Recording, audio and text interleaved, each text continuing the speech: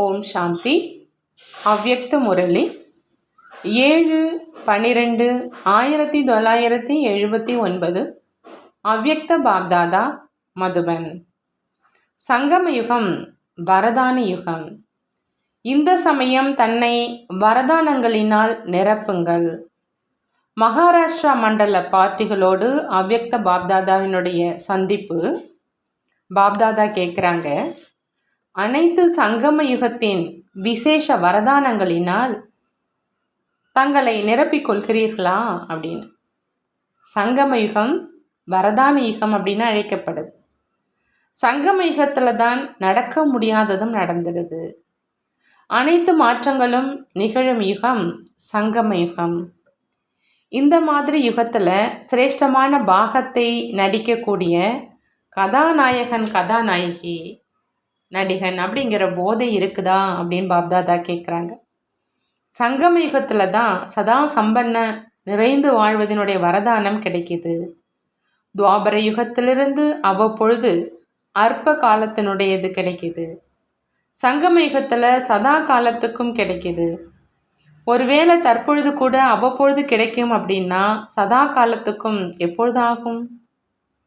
சங்கம யுகத்தில் பெயரே சிவசக்தி. எப்படி பெயர் இணைந்து இருக்குதோ அப்படி சதா இணைந்திருங்க.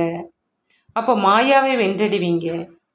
தற்பொழுது இணைந்திருக்கும் சிவசக்தி எதிர்கால லட்சியமும் கூட இணைந்து விஷ்ணு ரூபத்தினுடையது. ஆக இரட்டை இணைந்த ரூபமானவர்கள் அப்படிதானே அப்படின்னு பாபா கேட்குறாங்க. பாண்டவர்கள் மற்றும் சக்திகளினுடைய புகழ் தற்பொழுது கூட தொடருது. யாருடைய மகிமை தற்பொழுது வரை நடக்குதோ அவங்களது நடைமுறை சொரூபம் எப்படி இருக்கும்? சதா மிக சிறந்த சொரூபம். இதற்கு கீழே ஏன் இறங்குறீங்க? எவருக்காவது உயர்ந்த இருக்கை கிடைக்குது அப்படின்னா யாராவது விட்டுடுவாங்களா என்ன? இந்த நாட்களில் முள் நிறைந்த நாற்காலியை கூட எவரும் விடுறதில்லை. உங்களுக்கும் பாப்தாதா சதா சுகம் தரும் ஸ்திதியினுடைய இருக்கையை தராங்க. நல்லா பொசிஷனில் அமர வைக்கிறாங்க. பிறகு ஏன் கீழே வர்றீங்க? ஆனால் அவங்களோ நாற்காலிக்கு பின்னால் எவ்வளோ பிரயத்தனப்படுத்திருக்காங்க. அது துக்கம் தரக்கூடியது அப்படின்னு தெரியவும் செய்யும். பிறகும் கூட விடுறதில்லை. ஆக நீங்கள் உயர்ந்த ஸ்திதியின் நாற்காலியை ஒரு பொழுதும் விடாதீங்க அப்படின்னு பாபா சொல்கிறாங்க. சதா உங்களது பரிஸ்தா நிலையினுடைய இருக்கையில் பொருந்திடுங்க. அதீந்திரிய சுகத்தினுடைய ஊஞ்சலில் ஆடிக்கொண்டிருப்பீங்க. தந்தையின் மூலம் இவ்வளவு எளிதான ஆஸ்தி கிடைக்குது அப்படின்னா வேறு என்ன வேணும்? அழிவற்ற ஆஸ்தியை ஏன் விட்டுடுறீங்க? ஒரே ஒரு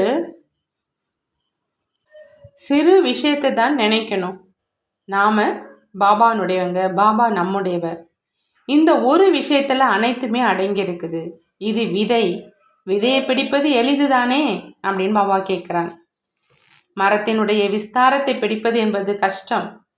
ஆக ஒரு விஷயத்தை நினைவிற்கொள்ளுங்க. தற்பொழுது மறக்காதவர்களாக ஆகுங்க. துவாபர் கலியுகத்தில் மறக்கக்கூடியவங்க ஆனீங்க. மேலும் இந்த சமயத்தில் மறக்காதவங்க ஆகிறீங்க. இந்த வரதான பூமியிலிருந்து விசேஷமாய் மறக்காதவர்கள் ஆவதற்கான, அதாவது நினைவு சொர்பமாக ஆவதற்கான வரதானத்தை எடுத்து செல்லுங்க. மறந்து போவதை இங்கேயே விட்டுட்டு செல்லுங்க. மறக்கும் சமஸ்காரம் இனி கிடையாது. ஏதேனும் விஷயம் எப்பொழுதாவது ஏற்பட்டா இந்த வரதானத்தை நினைவு செய்யுங்க. பாபா குழந்தைகளை சந்திக்க எங்கிருந்து வரார்? குழந்தைகள் வரவேண்டி இருக்குது அப்படின்னா தந்தையும் வரவேண்டி இருக்குது. நீங்களும் இந்த பூ உலகில் இருந்தே வர்றீங்க. தந்தையோ இந்த உலகத்துக்கே அப்பாற்பட்ட உலகத்திலிருந்து வரார். தந்தையினுடைய சிநேகம் குழந்தைகளுக்காக எப்பவுமே இருக்குது. சதா குழந்தைகளின் நினைவே பாபாவுக்கு இருக்குது. பாபாவுக்கு வேறு வேலை இருக்குதா என்ன? குழந்தைகளை நினைவு செய்வது இதே வேலைதானே? நீங்கள் அறிந்திருந்தாலும் சரி, அறியாவிட்டாலும் சரி, ஆனால் பாபாவை நினைவு செய்கிறார். எப்படி தந்தையினுடைய வேலை குழந்தைகளை நினைவு செய்வதே, அப்படியே குழந்தைகளுடைய வேலை பாபாவை நினைவு செய்வது. சதா அன்பில் மூழ்கி இருங்க அப்படின்னு சொல்கிறாங்க பாபா. நல்லது. ஓம் சாந்தி. ஓம் சாந்தி. அவ்யக்த முரளி 10/12/1979. அவ்யக்த பாப்தாதா, மதுபன். புண்ணிய ஆத்மாக்களினுடைய லட்சணம். இன்று பாப்தாதா தன்னுடைய மிக உயர்ந்த மகான் புண்ணிய ஆத்மாக்களை பார்த்து கொண்டிருக்கிறாங்க. புண்ணிய ஆத்மா அப்படின்னா ஒவ்வொரு எண்ணம் மற்றும் ஒவ்வொரு வினாடி தனக்காக மற்றும் மற்ற ஆத்மாக்களுக்காக புண்ணியத்தினுடைய கணக்கை சேமிக்கிறவங்க மற்றும் சேமிப்பு செய்விப்பங்க. ரெண்டாவதா பாபா சொல்கிறாங்க, புண்ணிய ஆத்மா அப்படின்னா எப்பொழுதும் ஏதாவது பொக்கிஷத்தை மகாதானம் செய்து புண்ணியத்தை சம்பாதிக்கிறவங்க. அடுத்து பாபா சொல்கிறாங்க, புண்ணிய ஆத்மா அப்படின்னா எப்பொழுதும் அவங்களுடைய கண்களில் பாப்தாதாவினுடைய ரூபம் மற்றும் முகத்தில் பாப்தாதாவினுடைய காரியங்கள் நினைவில் தந்தைக்கு சக்திசாலியான நிலை, வாயில் எப்பொழுதும் ஞான ரத்தனம், விலைமதிக்க முடியாத வார்த்தைகள், ஒவ்வொரு காரியத்தில் தந்தைக்கு சமமான சரித்திரம், எப்பொழுதும் தந்தைக்கு சமமான உலக நன்மை செய்யும் உள் உணர்வு, ஒவ்வொரு வினாடி ஒவ்வொரு எண்ணத்தினால் நன்மை செய்பவர், இரக்க மனமுடைய கிரணங்கள் மூலமா நாலாபுறங்களிலும் உள்ள துக்கம் அசாந்தியினுடைய இருளை நீக்குபவர். அடுத்து பாபா சொல்கிறாங்க, புண்ணிய ஆத்மா தன்னுடைய புண்ணியத்தின் முதல் மூலமா அநேக ஏழைகளை செல்வந்தர்களாக ஆக்குறவங்க. ஞான சொருப புண்ணிய ஆத்மாவினுடைய ஒரு புண்ணியத்தில் கூட மிகுந்த சக்தி இருக்குது. ஏன்னா நேரடியாக பரமாத்மா சக்தியினுடைய ஆதாரத்தில் புண்ணிய ஆத்மாவாக ஆகி இருக்கிறாங்க. எப்படி துவாபர யுகத்தினுடைய மறைமுகமாக தானம் புண்ணியம் செய்யக்கூடிய விகாரி அற்ப காலத்து ராஜாக்களை பார்த்ததும் கேட்டும் இருப்பீங்க. அந்த ராஜாக்களிலும் ராஜ்ய அதிகாரத்தினுடைய முழு சக்தி இருந்தது. எந்த ஆணையிட்டாலும் அது யாரும் மாற்ற முடியாது. யாரை என்னவாக வேண்டுமானாலும் ஆக்க முடியும். யாரையாவது அனைத்தையும் நிறைந்தவராக ஆக்க முடியும். யாரையாவது தூக்கில் தொங்கவிடவும் முடியும். 2 அதிகாரங்களும் இருந்தன. இது மறைமுகமான தானம் புண்ணியம் செய்ததனுடைய சக்தி. யார் துவாபர யுகத்தின் தொடக்கத்தில் இதை யதார்த்த ரூபத்தில் உபயோகம் செஞ்சாங்களோ அவங்கள்ட்ட இருந்தது. பிற்காலத்தில் மெதுவாக அதே ராஜ்ய பலம் யதார்த்தமற்ற ரூபமாக ஆயிடுச்சு. இந்த காரணத்தினால இறுதியில் முடிவு காலத்தில் ஒன்றுமே இல்லாமல் ஆகிடுச்சு. ஆனால் எப்படி மறைமுகமான ராஜ்ய அதிகாரத்திலும் எவ்வளோ சக்தி இருந்தது. அவங்க தன்னுடைய பிரஜையை, குடும்பத்தை அற்ப காலத்துக்காக சுகம் நிறைந்தவர்களாகவும் அமைதி நிறைந்தவர்களாகவும் ஆக்கிட்டாங்க. அதே போலவே புண்ணிய ஆத்மாக்கள் மற்றும் மகாதானிகள் உங்களுக்கும் நேரடியாக தந்தை மூலமாக இயற்கையை வெல்வதற்கும் மாயாவை வெல்வதற்கும் விசேஷ பலம் கிடைச்சிருக்குது. அப்படி நீங்கள் அனைத்து சக்திகள் நிறைந்த அதிகாரம் உள்ளவங்க. தன்னுடைய ஆல்மைட்டி அதிகாரத்தின் ஆதாரத்தில், அதாவது புண்ணியத்தின் முதலீட்டின் ஆதாரத்தில், சுத்த எண்ணத்தின் ஆதாரத்தினால எந்த ஆத்மாக்களை என்ன விரும்புகிறீங்களோ அந்த மாதிரி அவங்கள ஆக்க முடியும். உங்களுடைய ஒரு எண்ணத்தில் அந்த அளவு சக்தி இருக்குதுன்னு பாபா சொல்கிறாங்க. தந்தையோடு சம்பந்தத்தை இணைக்க வச்சு ஒருவரை அனைத்தும் நிறைந்தோராக ஆக்க முடியும். அவங்களுடைய கட்டளை மற்றும் உங்களுடையது எண்ணம். அவங்க தன்னுடைய கட்டளையின் ஆதாரத்தினால என்ன விரும்பினாங்களோ அதை செய்ய முடிந்தது. அதே மாதிரி நீங்கள் ஒரு எண்ணத்தின் ஆதாரத்தினால ஆத்மாக்களை எவ்வளவு விரும்புகிறீங்களோ அவ்வளவு உயர்வாக தூக்கிவிட முடியும். ஏன்னா நேரடியாக பரமாத்மா அதிகாரம் பிராப்தியாகி இருக்குது. அந்த மாதிரி சிரேஷ்ட ஆத்மாக்களாக இருக்கீங்களா அப்படின்னு பாபா கேட்குறாங்க. ஆனால் இப்போது நடைமுறையில் ஏன் நடப்பதில்லை? அதிகாரம் இருக்குது, அனைத்து சக்திகளினுடைய பலமும் இருக்குது, இருந்தும் அதை ஏன் உபயோகப்படுத்த முடியறதில்லை? என்ன காரணம்? இந்த உயர்ந்த சேவை இதுவரை ஏன் தொடங்கலை அப்படின்னு பாபா கேட்குறாங்க. என்ன சக்தியை துஷ்பிரயோகம் செய்யாதீங்க, உபயோகிங்க. முழு சரித்திரத்தில் யாராவது ஒருவேளை தன்னுடைய அதிகாரத்தை சரியாக உபயோகிக்கல அப்படின்னா அவசியம் தவறாக உபயோகிச்சிருக்கிறாங்க. ராஜாக்கள் ராஜ்யத்தை இழந்தாங்க, தலைவர்கள் தன்னுடைய பதவியை இழந்தாங்க, சர்வாதிகாரிகள் தன்னுடைய அதிகாரத்தை இழந்தாங்க. இவற்றிற்கு என்ன காரணம்? தன்னுடைய உண்மையான காரியத்தை விட்டுட்டு அந்த மாதிரி கேளிக்கைகளையே வாழ்க்கையை கழிச்சாங்க. ஏதாவது ஒரு விஷயத்தின் பக்கம் அவங்க அடிமையாக இருந்தாங்க. எனவே அதிகாரம் விடுபட்டுடுச்சு, பலகீனத்தின் வசமானவர்களாக இருந்தாங்க. ஆகவே தன்னுடைய அதிகாரத்தை தவறாக பயன்படுத்தினாங்க. அதே மாதிரி தந்தை மூலமாக புண்ணிய ஆத்மாக்கள் உங்களுக்கு ஒவ்வொரு வினாடி மற்றும் ஒவ்வொரு எண்ணத்தில் என்ன பலம் கிடைச்சிருக்குதோ, அதிகாரம் கிடைச்சிருக்குதோ, அவற்றை யதார்த்த முறையில் பலத்தின் மதிப்பை தெரிஞ்சுக்கிட்டு அதற்கு தகுந்த மாதிரி உபயோகிப்பது இல்லை. சின்ன சின்ன விஷயங்களில் தன்னுடைய அலட்சியத்தின் பொறுப்பின்மையில் அல்லது வீணாக நினைப்பது மற்றும் பேசுவதில் தவறாக உபயோகம் செய்கிறதுனால சேமிப்பாகி இருக்கும் புண்ணியத்தின் முதலீடு மற்றும் பிராப்தியாகி இருக்கும் ஈஸ்வரிய சக்தியை எப்படி உபயோகிக்க வேண்டுமோ அப்படி செய்ய முடியறதில்லை. இல்லை அப்படின்னா உங்களுடைய ஒரு எண்ணம் கூட மிகவும் சக்திசாலியானது. உயர்ந்த பிராமணர்களினுடைய எண்ணம் ஆத்மாவினுடைய அதிர்ஷ்டத்தின் ரேகையை கிழிப்பதற்கான சாதனம். உங்களுடைய ஒரு எண்ணம் ஒரு சுவிட்சு, அதை ஆன் செய்து ஒரு நொடியில் இருளை அகற்ற முடியுங்கிறாங்க பாபா. அடுத்து பாபா சொல்கிறாங்க, புண்ணிய ஆத்மாக்களினுடைய எண்ணம் ஒரு ஆன்மீக காந்தம். அது ஆத்மாவை ஆன்மீகத்தின் பக்கம் கவரக்கூடியது. அடுத்து பாபா சொல்கிறாங்க, புண்ணிய ஆத்மாவினுடைய எண்ணம் ஒரு லைட் ஹவுஸ், அதாவது கலங்கரை விளக்கம். அது அலைந்து கொண்டிருப்பவர்களுக்கு சரியான இலக்கை காண்பிக்கக்கூடியது. அடுத்து சொல்கிறாங்க பாபா, புண்ணிய ஆத்மாவுடைய எண்ணம் மிக சீத்தள சொர்பமானது, அதாவது குளிர்ந்த சொர்பமானது. அது விகாரங்களினுடைய அக்னியில் எரிந்து கொண்டிருக்கும் ஆத்மாக்களை குளிர செய்யக்கூடியதுன்னு சொல்கிறாங்க. அடுத்து புண்ணிய ஆத்மாவினுடைய எண்ணம் அந்த மாதிரி உயர்ந்த ஆயுதம். அது அநேக பந்தனங்கள் உள்ள மற்றவர்களுடைய ஆதிக்கத்தில் இருக்கும் ஆத்மாவை சுதந்திரமாக ஆக்கக்கூடியது. அடுத்து புண்ணிய ஆத்மாவினுடைய எண்ணத்தில் அந்த மாதிரி விசேஷ சக்தி இருக்குது.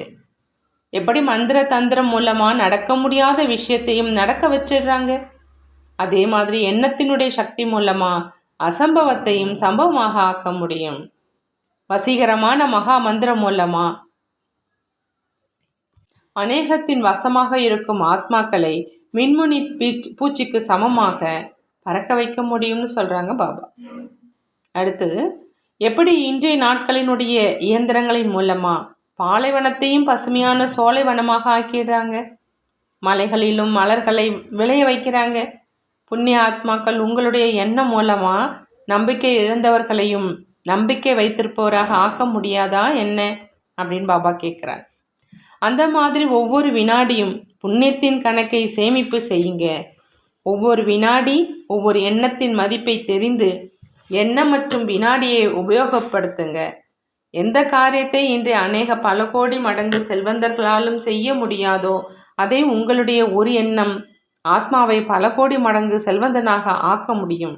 அப்படியானா உங்களுடைய எண்ணத்தினுடைய சக்தி எவ்வளோ உயர்ந்ததாக இருக்குது.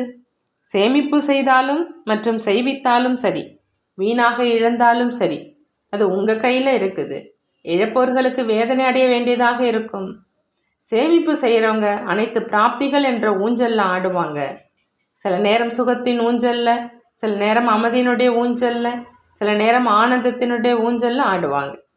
மேலும் இழப்பவங்க ஊஞ்சலில் ஆடுபவர்களை பார்த்து தன்னுடைய பையை பார்த்து கொண்டே இருப்பாங்க. நீங்கள் அனைவருமே ஊஞ்சலில் ஆடுறவங்க தான் இல்லையா அப்படின்னு பாபா கேட்குறாங்க. ராஜஸ்தான் மற்றும் உத்தரப்பிரதேசத்தை சேர்ந்தவங்க வந்திருக்கிறாங்க. ராஜஸ்தானை சேர்ந்தவங்களும் ராஜ்ய சக்தி, அதாவது அதிகாரத்தினுடைய சக்தி, ஈஸ்வரிய சக்தி மூலமாக எப்பொழுதும் தங்களுடைய ராஜஸ்தானை பாலைவனத்திலிருந்து காய்கறி மற்றும் மலர்கள் விளைவதாக ஆக்குவதில், காட்டை மலர் தோட்டமாக ஆக்குவதில் திறமைசாலிங்க. ராஜஸ்தானில் முக்கிய ஸ்தானம், முக்கிய கேந்திரம், அதாவது சென்டர். அப்படி எங்கு முக்கிய கேந்திரம் இருக்குதோ அவங்க அனைத்திலும் முக்கியமானவர்கள் இல்லையா அப்படின்னு பாபா கேட்குறாங்க. ராஜஸ்தானுக்கோ பெருமிதம் இருக்கணும், போதை இருக்கணும். ராஜஸ்தானிலிருந்து புது புது சேவைக்கான திட்டங்கள் உருவாக்கணும். ராஜஸ்தானுக்கு ஏதாவது புதிய கண்டுபிடிப்பு செய்யணும். இப்பொழுதனுடையது அல்ல, ராஜஸ்தானினுடைய நிலத்தை பரிவர்த்தனை செய்யணும். அதற்காக அடிக்கடி கடும் உழைப்பு என்ற தண்ணீர் விடணும், இடைவிடாது உரம் போடணும். இப்போது லேசாக உரம் போடப்பட்டிருக்குது, நல்லது. இன்னும் ஒரு நாள் முன்பு உத்தரப்பிரதேசத்தின் உயர்ந்த நிலையை சொல்வோம். வெளிநாட்டினரோ இப்பொழுதும் உடனே செய்யக்கூடியவங்க, நினைத்தாங்க உடனே செய்யவும் செஞ்சாங்க. உத்தரப்பிரதேசத்தினுடைய மகான் தன்மையினுடைய மாலையையும் வர்ணனை செய்வோம். இப்போ தயார் செய்யுங்க, பிறகு இன்னொரு நாள் மாலை அணிவிப்போம்னு சொல்கிறாங்க பாபா. அந்த மாதிரி உயர்ந்த எண்ணத்தின் விதி மூலமாக ஆத்மாக்களை சத்கதி பெற செய்யக்கூடிய ஈஸ்வரிய சக்தி மூலமாக ஆத்மாக்களை ஒவ்வொரு ஆபத்திலிருந்தும் விடுவிக்கக்கூடிய, எப்பொழுதும் புண்ணியத்தின் முதலை சேமிப்பு செய்யக்கூடிய மற்றும் செய்விக்கக்கூடிய, எப்பொழுதும் உலக நன்மைக்கான திட எண்ணத்தை வைத்திருக்கக்கூடிய அந்த மாதிரி மிக உயர்ந்த புண்ணிய ஆத்மாக்களுக்கு பாப்தாதாவின் அன்பு நினைவுகள் மற்றும் நமஸ்காரம் செய்கிறாங்க. நாமும் நம்மளுடைய பாப்தாதாவுக்கு அன்பு நினைவுகள் மற்றும் நமஸ்காரம் செய்வோம். டீச்சர்களோடு அவ்யக்த பாப்தாதாவினுடைய சந்திப்பு. டீச்சர்களோ எப்பொழுதும் முன்னேறும் கலையின் அனுபவம் செஞ்சிட்ருக்கீங்க தான் இல்லையான்னு கேட்குறாங்க. டீச்சர்கள் அவங்களுடைய விசேஷம் அனுபவியாக ஆவது. டீச்சர் அப்படின்னா சொல்கிறவங்க கிடையாது. ஆனால் டீச்சர் அப்படின்னா சொல்வதன் கூடவே அனுபவம் செய்விப்பவங்க. அப்படி சொல்வது மற்றும் சொரூபத்தில் அனுபவம் செய்விப்பது அப்படிங்கிற இதுதான் டீச்சர்களுடைய விசேஷம்னு சொல்கிறாங்க. சொல்பவங்க அல்லது சொற்பொழிவு நிகழ்த்துறவங்க, வகுப்புகள் நடத்துபவர்களும் துவாபர யுகத்திலிருந்து பெரிய பெரிய பெயர் பெற்றவர்கள் இருந்திருக்கிறாங்க. ஆனால் இங்கு ஞான மார்க்கத்தில் பெயர் பெற்றவராக யார் ஆகிறாங்க? சொற்பொழிவு நிகழ்த்துறவங்களா? யார் சொல்வதின் கூடவே அனுபவமும் செய்விக்கிறாரோ அவர்தான் ஆகிறார். டீச்சர்களுடைய விசேஷ கவனத்தில் நான் எப்பொழுதும் எங்கு இருந்தாலும் அங்குள்ள மற்றும் அதன் கூடவே எல்லைக்கு அப்பாற்பட்ட வாயுமண்டலம் மற்றும் வைப்ரேஷன்களை எப்பொழுதும் சுத்தமாக ஆக்கணும். எப்படி ஏதாவது எல்லைக்குட்பட்ட நறுமணம் சூழ்நிலையை எவ்வளவு மாற்றிடுது, அதே போல டீச்சர்களுடைய குணங்களின் தாரணையின் நறுமணம், சக்தியினுடைய நறுமணம் வாயுமண்டலம் மற்றும் வைப்ரேஷனை எப்பொழுதும் சக்திசாலியாக ஆக்கிடட்டும். டீச்சர் ஒரு பொழுதும் வாயுமண்டலம் அப்படி இருக்குது, இவங்களுடைய வைப்ரேஷன்கள் காரணமாக என்னுடைய முயற்சியும் அப்படி ஆயிடுச்சு அப்படின்னு ஒரு பொழுதும் கூற முடியாது. டீச்சர்கள் அப்படின்னா பரிவர்த்தனை செய்பவர்களை அன்றி சுயம் தானே பரிவர்த்தனை ஆக்குபவர்கள் அல்ல. யார் பரிவர்த்தனை செய்பவர்களாக இருப்பாங்களோ அவங்க ஒரு பொழுதும் யாருடைய பிரபாவத்தில் அவரே மாறுபவராக ஆவதில்லை. அப்படி டீச்சர்களுடைய விசேஷம் வாயுமண்டலத்தை சக்திசாலியாக ஆக்குவது. அவரே சக்திசாலியாக்கி பலகீனமானவர்களுக்கு சக்தியினுடைய சகயோகம் கொடுப்பது அப்படிங்கிறாங்க பாபா. மனமுடைந்தவர்களின் ஊக்கம் உற்சாகத்தை அதிகரிப்பது. அப்படி நீங்கள் அந்த மாதிரியான டீச்சர்கள் தான் இல்லையா அப்படின்னு பாபா கேட்குறாங்க. இதுதான் டீச்சர்களுடைய கடமை அல்லது டியூட்டி. மற்றவர்களையும் சம்பன்னம் ஆக்க முடியும் அளவுக்கு தானும் சம்பன்னம் ஆகிடணும். ஒருவேளை ஏதாவது சக்தியினுடைய குறை இருக்குது அப்படின்னா மற்றவங்களும் அதே விஷயத்தில் பலகீனமாக இருப்பாங்க. ஏன்னா பொறுப்பில் இருக்கிறவங்க இல்லையா. டீச்சர்கள் மிக கவனமுடையவராகவும் எவரடியாகவும் இருக்கணும். ஸ்தூல மற்றும் சூட்சம சோம்பலினுடைய பெயரடையாளம் கூட இருக்க வேண்டாம். முயற்சி செய்வதற்கும் சோம்பல் இருக்கும், ஸ்தூல காரியம் செய்வதிலும் சோம்பல் இருக்கும். முயற்சி செய்வதில் மனமுடைஞ்சு போகிறாங்க அப்படின்னா சோம்பல் வந்துடுது. என்ன செய்வது? இவ்வளவுதான் செய்ய முடியும், இதை விட அதிகமாக செய்ய முடியாது, தைரியம் இல்லை, செய்து கொண்டு தானே இருக்கிறோம், இந்த வாழ்க்கையில் இருந்து கொண்டு தானே இருக்கிறோம், இந்த மாதிரி மனமுடைஞ்சு போகிறாங்க. முயற்சி செய்வதில் ஏற்படும் களைப்பு கூட சோம்பலினுடைய அடையாளம். சோம்பல் உள்ளவங்க விரைவில் களைப்படைகிறாங்க. ஊக்கம் உள்ளவங்க களைப்பற்றவர்களாக இருப்பாங்க. அப்படி டீச்சர்கள் அப்படின்னா தன்னுடைய முயற்சி செய்வதிலும் களைப்படையவங்க இல்லை. மேலும் மற்றவர்களையும் செய்யும் முயற்சியில் களைப்படைய விடுவதில்லை. அப்படி ஆல்ரவுண்டராகவும் இருங்க, விழிப்புடனும் இருங்க. ஒவ்வொரு காரியத்திலும் சம்பன்னமாக இருக்கணும்.